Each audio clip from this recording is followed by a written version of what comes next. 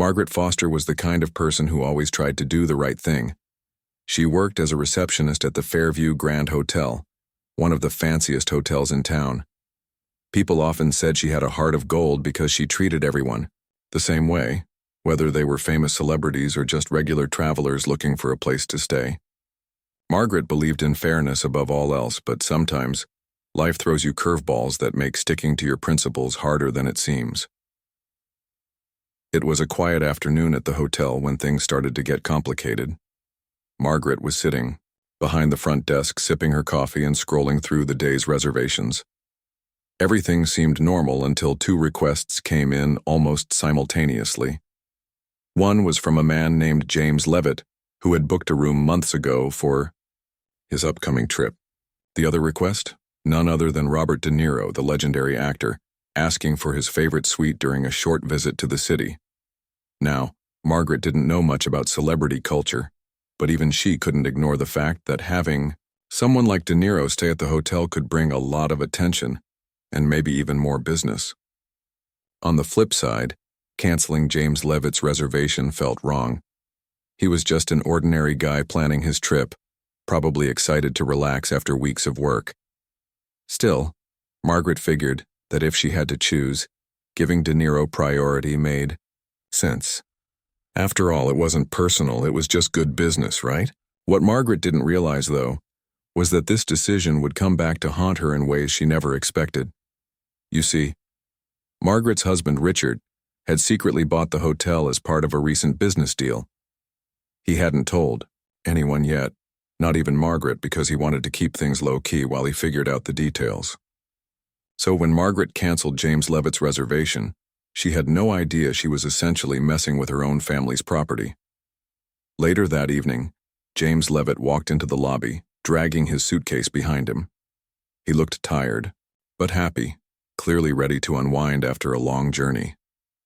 When he reached the front desk, Margaret greeted him with a polite smile. "Good evening, sir. How can I assist you?" she asked. "I'm here for my reservation," James replied, placing his ID on the counter. "I booked a room a few months ago." Margaret froze for a moment. She quickly checked the system, already knowing what she'd find. Sure enough, there was no record of his booking. "Sir, I'm so sorry," she began, trying to sound apologetic. "It appears your reservation has been canceled due to unforeseen circumstances." James blinked, clearly confused. "Canceled? What do you mean?" "I paid for the room in advance." Margaret felt a pang of guilt but pushed it aside. She explained that the hotel occasionally had to adjust bookings for important guests and offered to help him find another place to stay. But James wasn't having it. "So, what? You're telling me you kicked me out for someone else?" he asked, his voice rising slightly. "That doesn't seem fair." Margaret hesitated. She wanted to explain that it wasn't about favoritism, but something stopped her. Maybe it was pride, or maybe it was fear of making the situation worse. Either way, she simply nodded and handed him a list of nearby hotels. James grabbed the paper, muttered a quick, "Thanks for nothing," and stormed out of the lobby. As the door swung shut behind him, Margaret sighed and leaned back in her chair. She told herself she'd done the right thing, but deep down, she couldn't shake the feeling that she'd let someone down. Little did she know this wouldn't be the last time she'd hear from James Leavitt, or face the consequences of her choice. This sets up the story with enough intrigue to keep readers hooked while introducing the central conflict. Let me know if you'd like me to expand further or move on to the next part. James Leavitt wasn't the kind of man who liked to make a fuss. He was calm, practical, and usually kept his emotions in check. But as he walked out of the Fairview Grand Hotel that evening, dragging his suitcase along the pavement, he couldn't help but feel a simmering anger bubbling inside him. This wasn't just about losing a hotel room. It was about being treated like he didn't matter. It was about feeling small, invisible, and dismissed. He eventually found a small boutique hotel, a few blocks away. The place wasn't nearly as fancy as the Fairview Grand, but it was clean and quiet, which suited him just fine. After checking in, James sat on the edge of his bed, staring at the floor. His mind kept replaying the conversation with the receptionist, the way she had brushed him off so casually, as if canceling his reservation was no big deal. Unforeseen circumstances, she had said. What did that even mean? Was there some emergency at the hotel? Or had they simply decided he wasn't important enough to keep? The more James thought about it, the angrier he became. He pulled out his phone and typed a scathing review for the Fairview Grand online. In capital letters he wrote, "Do not book here if you value your time and money." Then under the comment section, he added a detailed account of how he'd been treated. By the time he hit submit, he felt a tiny bit better, but not much. Meanwhile, back at the Fairview Grand, Margaret was trying to shake off the encounter with James. She told herself it was just one unhappy guest out of thousands. People got upset all the time. It came with the job. But something about the look on James's face stayed with her. It wasn't just frustration. It was disappointment. And disappointment was harder to ignore because it made you question whether you'd done the right thing. As the night wore on, the lobby filled up with guests arriving for dinner or heading out to explore the city. Margaret greeted them with her usual smile, but her mind kept drifting back to James. Had she really done the right thing by canceling his reservation? Sure, Niro staying at the hotel was exciting, but was it worth making someone else feel like they didn't belong?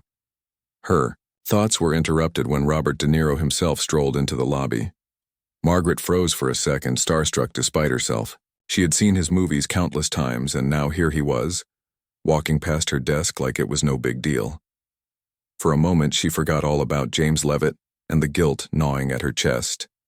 Instead, she focused on making sure everything was perfect for the legendary actor. De Niro's assistant checked him in quickly, and soon he disappeared into the elevator. Margaret let out a breath she hadn't realized she was holding. As thrilling as it was to have such a famous guest, she couldn't help but wonder if the excitement would last. Would people really remember that De Niro stayed at the Fairview Grand? Or would they care more about how the hotel treated its regular guests, like James? The next morning, Margaret arrived at work early, hoping to put the whole incident behind her. But as she settled into her chair, she noticed something strange. Her manager, Mr. Thompson, approached her desk with a frown on his face. "Margaret," he said, lowering his voice, "have you seen the reviews this morning?" She shook her head, confused. "No, why? Is something wrong?" Mr. Thompson handed her his tablet, pointing to a scathing review titled, "Do not book. Here if you value your time and money." Margaret's stomach dropped as she read through it. It was from James Leavitt, and he hadn't held back. Every word felt like a punch to the gut. He described how he'd been treated unfairly, how his reservation had been canceled without explanation, and how he'd left feeling disrespected. Margaret sighed heavily, handing the tablet back to Mr. Thompson. "I'm sorry," she said quietly. "I thought I was doing the right thing." Mr. Thompson gave her a sympathetic look. "I know you did, but we can't afford bad press like this. We need to fix it, and fast." Margaret nodded, though she wasn't sure where to start. "How do you fix something like this?" An apology wouldn't be enough, and offering a refund felt too little, too late. Still, she knew she had to try. If nothing else, she owed it to herself to make things right. Later that day, Margaret decided to dig a little deeper. She looked up James Leavitt online, curious to learn more about him. What she found surprised her. James wasn't just some random traveler. He was a well-respected writer who specialized in travel blogs and articles. His work had been featured in major publications, and he had a loyal following of readers who trusted his recommendations. No wonder his review was getting so much attention. Feeling even worse than before, Margaret realized she hadn't just hurt James personally. She might have damaged the hotel's reputation too. A wave of panic washed over her. What if this review went viral? What if people started canceling their reservations because of it? Suddenly, her decision to prioritize De Niro didn't seem so smart anymore. That night, after her shift ended, Margaret couldn't stop thinking about James. She replayed their conversation in her head, analyzing every word she'd said or hadn't said. Why hadn't she explained the situation better? Why hadn't she offered a clearer reason for canceling his reservation? Maybe if she'd handled it differently, none of this would have happened. As she lay in bed, staring at the ceiling, Margaret made a decision. First thing tomorrow, she would track down James Leavitt and apologize properly, not just for the sake of the hotel, but because it was the right thing to do. She didn't know what kind of reaction she'd get, but she knew she couldn't move forward until she tried. The next morning, Margaret woke up with a sense of purpose.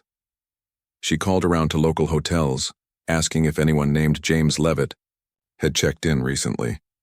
After a few calls, she finally struck gold. Someone at a nearby boutique hotel confirmed that he was staying there.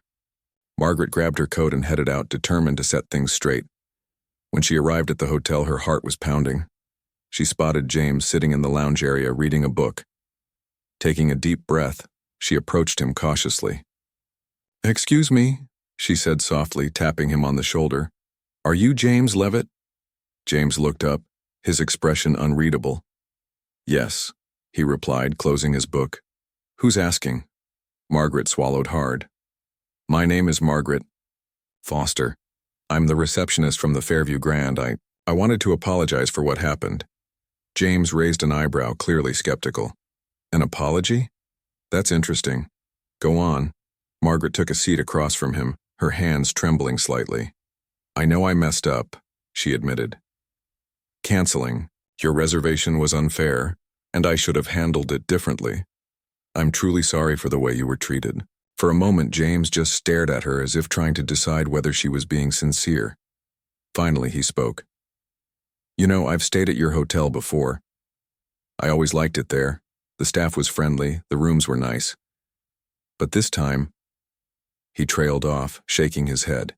"This time it felt like I didn't matter." Margaret nodded, tears welling up in her eyes. "You're absolutely right, you do matter, and I let you down. I promise it won't happen again." James studied her for a long moment before sighing. "Okay," he said finally. "I appreciate the apology, but words aren't enough. Actions speak louder." Margaret nodded eagerly. "Of course, I'd like to offer you a complimentary weekend stay at the Fairview Grand on us, and I'll personally make sure everything goes smoothly." James hesitated, then gave a small smile. "All right, I'll give you another chance, but only if I can meet the owner of the hotel. I want to hear their side of things, too." Margaret froze, her mind racing.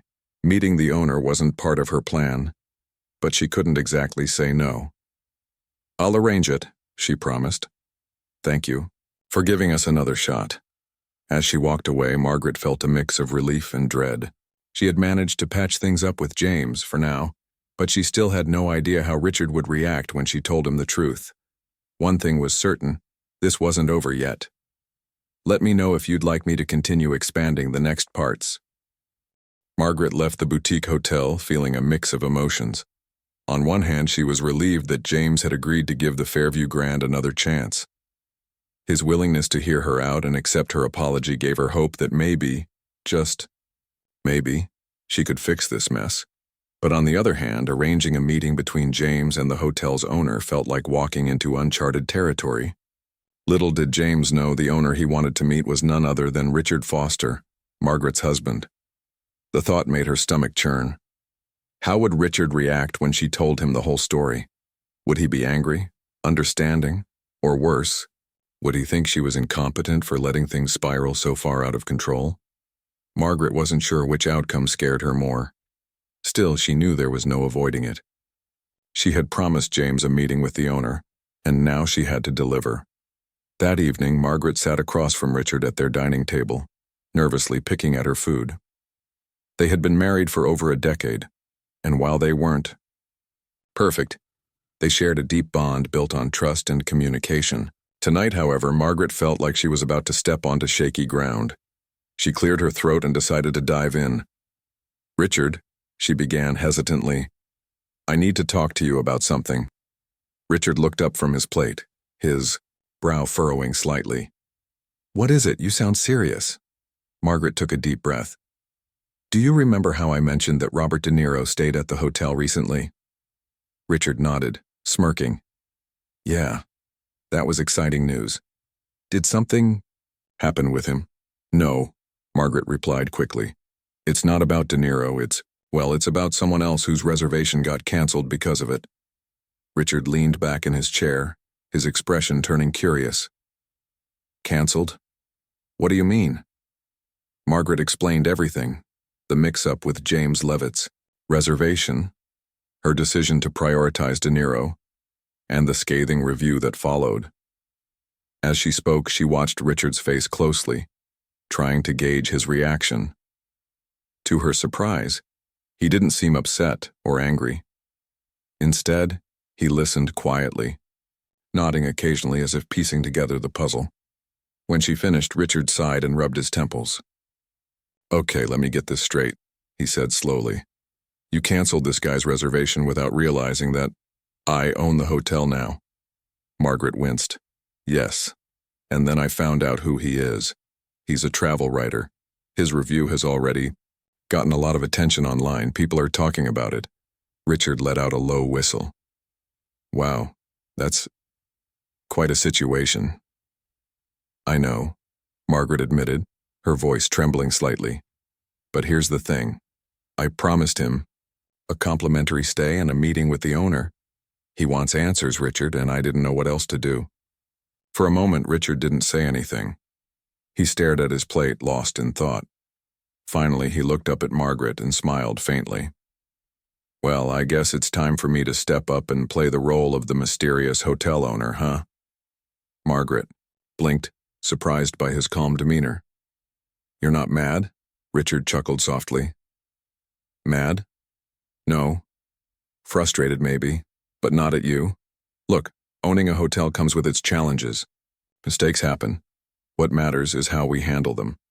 If meeting this guy will help smooth things over, then I'm all for it. Relief washed over Margaret. She reached across the table and squeezed Richard's hand. Thank you. I promise I'll make sure everything goes smoothly. The next day, Margaret arranged the meeting between James and Richard. She chose a quiet corner of the hotel's lounge where they wouldn't be disturbed. When Richard arrived, he introduced himself warmly, shaking James's hand firmly. Mr. Leavitt, thank you for agreeing to meet with me. I understand there's been some confusion regarding your recent experience with us, and I want to assure you that it's being taken very seriously. James nodded, studying Richard carefully. I appreciate your time. To be honest, I wasn't expecting to hear directly from the owner. Most places don't bother. Richard smiled. Well, I believe in taking responsibility for my team and my property. My wife works at the front desk and she's told me about what happened. I'm truly sorry for the inconvenience caused. James raised an eyebrow, clearly intrigued. Your wife? Yes, Richard confirmed, glancing at Margaret, who stood nearby. She's the one who reached out to you earlier. She takes her job very seriously, but sometimes even the best intentions can lead to mistakes. Margaret stepped forward, her cheeks flushed. I should have handled your reservation differently, Mr. Leavitt. There's no excuse for what happened, and I deeply regret it. James studied both of them for a moment before speaking. You know, most people wouldn't go through this much effort to fix a problem. The fact that you're willing to admit fault says a lot about your character and about the kind of place you're running. Richard nodded gratefully. We're still learning, to be honest. Owning a hotel is new for me, and I'm committed to making it a welcoming space for everyone. That includes guests like you. James smiled faintly, his earlier frustration softening. All right, I'll give you credit for that, but actions speak louder than words. Let's see how this weekend stay goes. Over the course of the conversation, James opened up a bit more. He shared stories about his travels and his passion for writing about unique experiences. Richard listened intently, asking thoughtful questions and offering insights about the hotel industry. By the end of their chat, it was clear that a connection had formed, not just between James and the Fosters, but between James and the Fairview Grand itself. As they wrapped up the meeting, Margaret couldn't help but feel a sense of hope. Maybe this incident wasn't just a mistake, it was an opportunity. An opportunity to learn, grow, and prove that the Fairview Grand was more than just a fancy building. It was a place where people mattered. Later that night, as Margaret and Richard sat together in their living room reflecting on the day's events. Margaret turned to her husband with a grateful smile. "You were amazing today, Richard. Thank you for stepping in like that." Richard shrugged modestly. "Hey, we're a team, right? Besides, I've always believed that success isn't just about numbers or profits, it's about relationships. If we can turn this around and win back James's trust, then we're doing something right." Margaret nodded, feeling a renewed sense of purpose. For the first time in days, she allowed herself to relax. The road ahead wouldn't be easy, but she knew they were heading in the right direction. Together they could overcome anything, even the fallout from a canceled reservation. "Let me know if you'd like me to expand further or move on to the next part." The weekend arrived, and the Fairview Grand was buzzing with activity. Guests checked in and out, bellhops scurried around with luggage, and the lobby smelled faintly of fresh flowers, a signature touch that Margaret had insisted on since her first day at the hotel. But for Margaret, this particular weekend felt different. It wasn't just another round of hosting travelers. It was a chance to prove something, to herself, to James, and to everyone else who doubted whether the Fairview Grand truly cared about its guests. James arrived late Friday afternoon looking more relaxed than he had during their previous encounters. He wore a casual jacket and carried a leather satchel slung over his shoulder.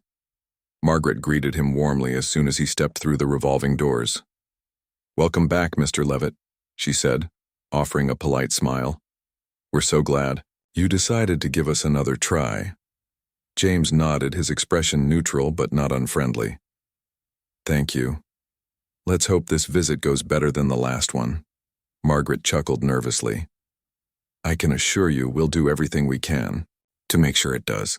She handed him off to one of the senior staff members, who escorted him to his room, a spacious suite with a view of the city skyline. As James settled in, Margaret couldn't help but feel a flutter of anxiety. This was the moment of truth.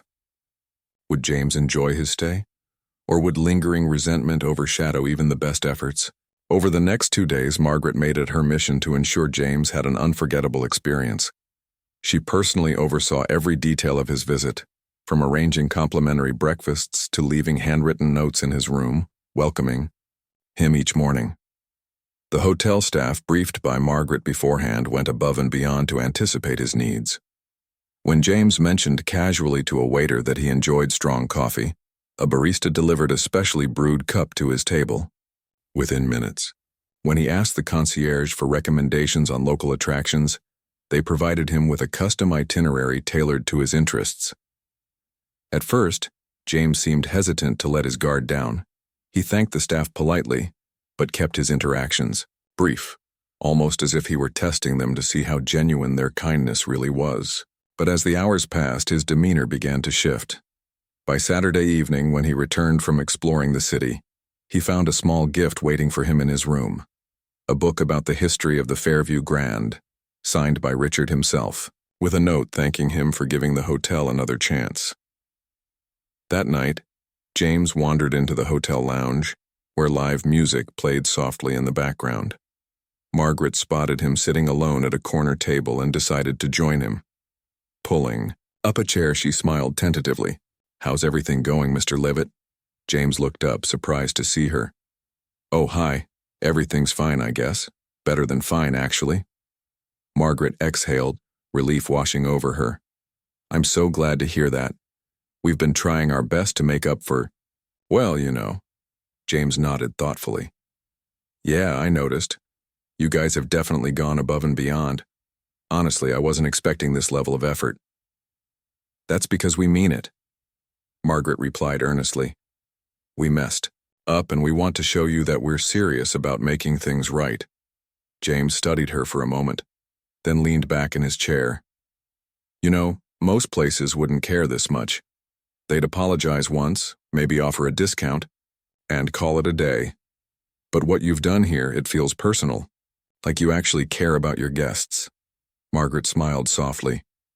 "We do. Maybe we don't always get it right, but we're learning. And having owners like my husband who believe in treating people fairly makes a big difference." James raised an eyebrow. So, tell me more about your husband. What made him decide to buy a hotel? Margaret laughed lightly. Honestly, it was kind of a surprise to me too. He never mentioned it until recently. But he loves challenges, and he saw potential in the Fairview Grand. He wants to turn it into a place where people feel valued, not just paying customers but actual human beings. James nodded appreciatively. That's rare these days. Most businesses are all about profit. It's refreshing to see someone taking a different approach. As the conversation continued, Margaret realized how much she and James had in common. They both believed in fairness, integrity, and the importance of treating others with respect. They talked about travel, writing, and the little things that made life meaningful. By the time the evening wound down, James seemed more at ease than ever before. For the first time since their initial encounter, Margaret felt like they weren't just guest and receptionist. They were two people connecting on a deeper level. On Sunday morning, as James prepared to check out, Margaret met him in the lobby. "I hope you enjoyed your stay," she said, handing him a small package wrapped in gold paper. Inside was a voucher for a free future stay at the Fairview Grand, along with a thank you card signed by the entire staff.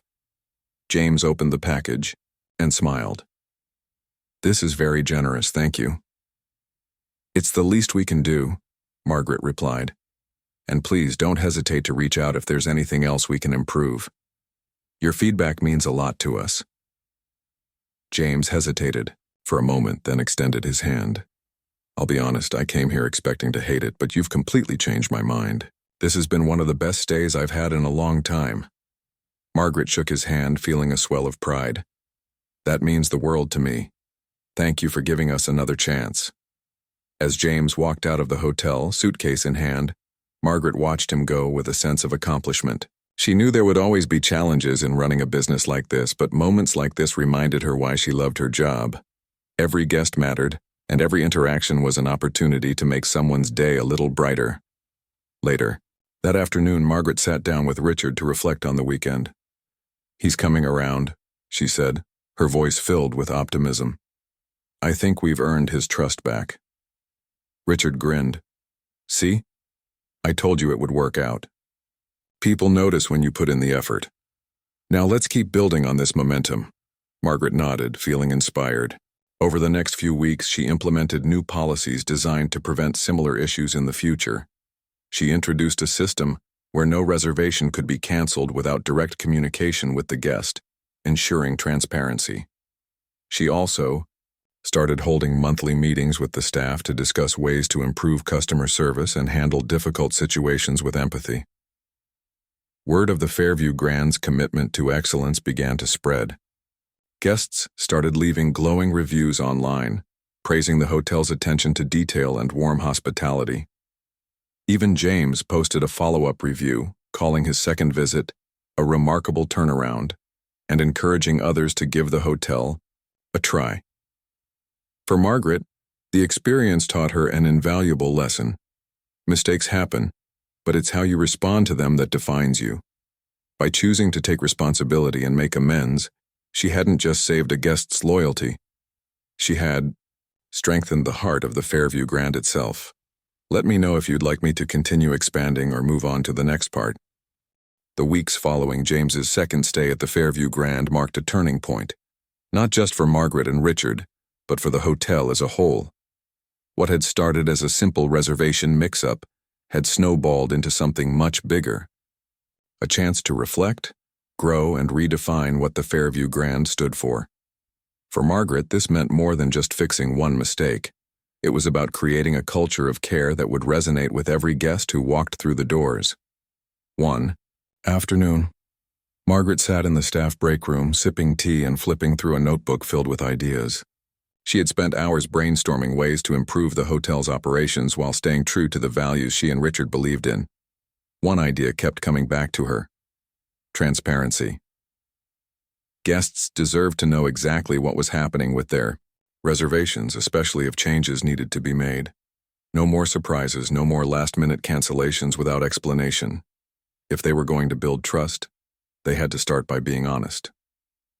Margaret decided to introduce a new policy called Guest First. Under this system, any change to a reservation, whether it involved upgrading a room or canceling due to unforeseen circumstances, would require direct communication with the guest. Not just an automated email or a quick phone call, but a personal conversation where the guest could ask questions and voice concerns. It might sound like extra work, but Margaret believed it was worth it.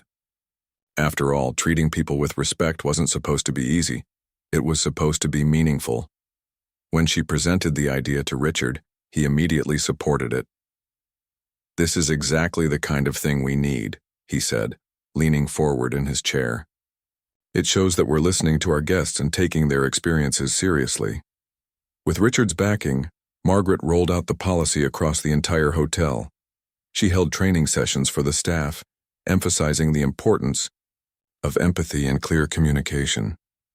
At first, some employees grumbled about the added workload, but Margaret reminded them why it mattered. "Imagine how you'd feel if someone canceled your plans without telling you why," she said during one meeting. "We have the power to make things right, or to make them worse. Let's choose to do better." The impact was immediate. Guests began commenting on how attentive the staff was, how they felt heard and valued. Even small gestures like remembering a guest's name or offering a warm welcome after a long flight made a big difference. The Fairview Grand wasn't just a place to sleep anymore. It was a place where people felt seen. Meanwhile, James Leavitt continued to play an unexpected role in the hotel's transformation. After his glowing review went live, bookings at the Fairview Grand surged. Travelers curious about the story behind the headlines started pouring in, eager to experience the hospitality James had praised so highly.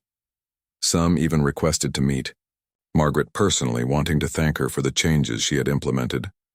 One such visitor was an older woman named Patricia, who arrived with her granddaughter for a weekend getaway.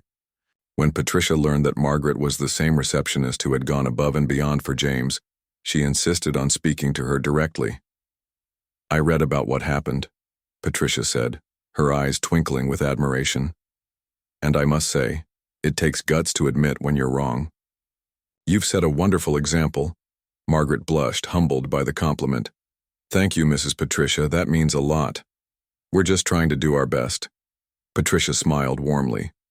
"Well, keep doing what you're doing. People notice these things."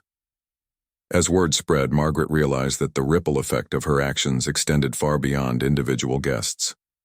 Other hotels in the area began reaching out, asking how the Fairview Grand managed to turn criticism into praise.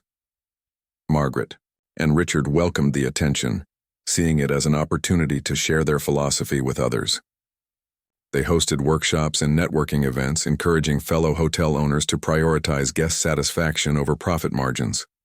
Slowly but surely, the Fairview Grand became known not just for its luxurious accommodations, but for its heart.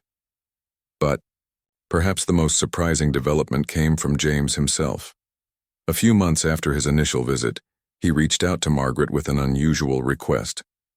"I'm working on a feature article about unique hotels around the country," he explained, "over the phone.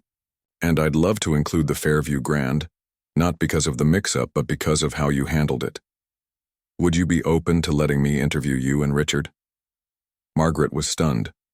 Of all the outcomes she had imagined, this was not one of them. "Of course," she replied, her voice trembling with excitement. "We'd be honored."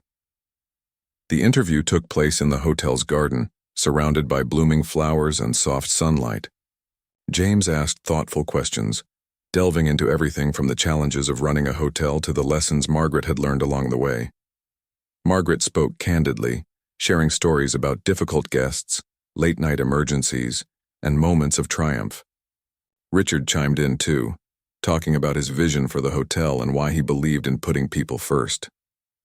By the end of the session, James leaned back in his chair, smiling. "You two are quite the team," he said. "It's inspiring to see how much passion you bring to your work." Margaret laughed softly. "We're just trying to make a difference, one guest at a time." James nodded. "And that's what makes it special." The article was published a few weeks later, featuring a heartfelt profile of the Fairview Grand. Readers were captivated by the story of a receptionist who turned a mistake into a movement, and a husband-wife duo determined to redefine luxury, hospitality. The piece went viral, earning accolades from travel bloggers, industry experts, and everyday readers alike. Suddenly, the Fairview Grand wasn't just a local gem. It was a national sensation. For Margaret, the newfound fame brought both pride and perspective. She knew the hotel still had room to grow, and she remained committed to improving every aspect of the guest experience. But more importantly, she recognized that success wasn't measured by awards or headlines. It was measured by the connections forged along the way. One evening, as Margaret stood in the lobby watching guests chat and laugh, Richard approached her with a proud smile. "You've done something incredible here," he said, wrapping an arm around her shoulders. "People are talking about us for all the right reasons." Margaret nodded, her gaze fixed on the bustling scene before her. "It's not just about us, though. It's about showing everyone that kindness and fairness aren't outdated concepts, they're essential. If we can inspire others to believe that, then we've truly succeeded." Richard squeezed her hand gently. "Well, I think we're well on our way." As the lights of the Fairview Grand glimmered softly against the night sky, Margaret felt a deep sense of fulfillment. Life had thrown her a curveball, but instead of shying away, she had embraced it. In doing so, she hadn't just transformed a hotel, she had touched lives, including her own. Let me know if you'd like me to continue. Expanding or move on to the final part. The months that followed were a whirlwind of growth and change for the Fairview Grand. And for Margaret. The hotel had become more than just a business. It was a living, breathing testament to the power of second chances and the importance of treating people with dignity. What started as a single mistake had blossomed into something much bigger, a movement toward kindness, empathy, and genuine connection. Margaret's days were busier than ever, but she didn't mind. She thrived on the energy of the hotel, finding joy in every interaction with guests and staff alike. Her new policies, like the guest-first approach, had taken root, transforming the way the hotel operated. Employees who once dreaded difficult situations now embraced them as opportunities to make a difference. Even the smallest gestures, like remembering a guest's favorite drink or sending a handwritten thank you note, became part of the fabric of the Fairview Grand. Word of mouth continued to spread, drawing visitors from all over the country. Some came because they'd heard about the hotel's reputation for excellence, while others were curious to see if the stories about Margaret and her team were true. No matter their reason for visiting, almost everyone left feeling like they'd experienced something special, a place where they weren't just another name on a reservation list but a valued individual. One day, a young couple checked in, visibly nervous and holding hands tightly. They explained that this trip was their first vacation together after months of dealing with personal struggles. Margaret listened attentively, offering words of encouragement and ensuring their stay would be as relaxing as possible. When they checked out a few days later, the wife hugged Margaret tightly, tears streaming down her face. "Thank you," she whispered. "This weekend meant everything to us." Moments like these reminded Margaret why she loved her job so much. It wasn't about luxury suites or five-star ratings. It was about making people feel cared for, even if only for a short time. Meanwhile, Richard found himself growing into his role as the hotel's owner. At first, he had been hesitant, unsure if he could live up to the expectations that came with running such a prestigious property. But watching Margaret pour her heart into the work inspired him to step up in ways he hadn't imagined. He began attending industry conferences, networking with other hoteliers, and sharing the Fairview Grand story with anyone who would listen. "It's not about perfection," he often said during these talks. "It's about progress. Every business will make mistakes, but what sets you apart is how you respond to them. Do you hide from criticism, or do you use it as fuel to grow?" His message resonated deeply, earning him invitations to speak at larger events and write articles for hospitality journals. Yet despite his newfound recognition, Richard never lost sight of what truly mattered: the people behind the scenes, the staff, and the guests whose lives they touched daily. As for James Leavitt. His relationship with the Fairview Grand evolved in unexpected ways. After publishing his feature article, he became something of a regular visitor, stopping by whenever his travels brought him to the city. Each time, he marveled at how the hotel seemed to get better and better. "You guys are setting the bar impossibly high," he joked during one visit. "I don't know how anyone else is supposed to compete." Margaret laughed. "We're just doing what feels right. Honestly, I think any hotel can do this, they just have to care enough to try." James nodded thoughtfully. "That's the thing, though. Not everyone does care, and that's why places like this stand out." Over time, James became more than just a satisfied guest. He became a friend. He introduced Margaret and Richard to influential figures in the travel industry, helping them expand their reach even further. Together, the trio brainstormed ideas for promoting ethical hospitality practices, hosting panels, and collaborating on projects aimed at raising standards across the board. But perhaps the most profound impact of all was felt within Margaret herself. The journey had changed her in ways she couldn't have anticipated. She had entered the world of hospitality believing in fairness and equality, but the events of the past year had deepened her understanding of those principles. She realized that fairness wasn't just about treating everyone the same. It was about recognizing each person's unique needs and responding accordingly. She also learned the value of vulnerability. Admitting fault wasn't easy, but it opened doors she hadn't known existed. By owning her mistakes and working to make amends, she had built trust, not just with James, but with countless others who saw her honesty as a sign of strength rather than weakness. Richard noticed the change in her too. One evening, as they sat together on the balcony of their home overlooking the city, he turned to her with a proud smile. "You've grown so much through all of this," he said. "I'm not sure everyone would have handled things the way you did." Margaret shrugged modestly. "I just tried to do the right thing. Sometimes it worked, sometimes it didn't. But I kept going because giving up wasn't an option." Richard chuckled softly. "That's what makes you amazing. You never give up." Looking back, Margaret knew the road hadn't always been smooth. There had been late nights filled with doubt, moments when she questioned whether she was cut out for the challenges ahead. But through it all, she had discovered something invaluable: the ability to adapt, learn, and grow. Mistakes were inevitable, but they didn't define her. What defined her was how she chose to move forward. As the Fairview Grand flourished, Margaret took pride in knowing that its success wasn't built on flashy amenities or marketing gimmicks. It was built on human connections, on the belief that every person deserved to be treated with respect and kindness. That philosophy had transformed not only the hotel, but also the lives of everyone involved. Years later, when asked about the defining moment of her career, Margaret always pointed to that fateful day when James Leavitt walked into the lobby, frustrated and disappointed. "That was the day I learned that even the smallest decisions can have the biggest impact," she would say. "It taught me to slow down, listen, and remember that behind every reservation is a real person with real feelings." And so, the Fairview Grand stood as a beacon of hope and inspiration, a reminder that no matter how complicated life gets, the simplest acts of kindness can create ripples that last a lifetime. Let me know if you'd like any final tweaks or adjustments.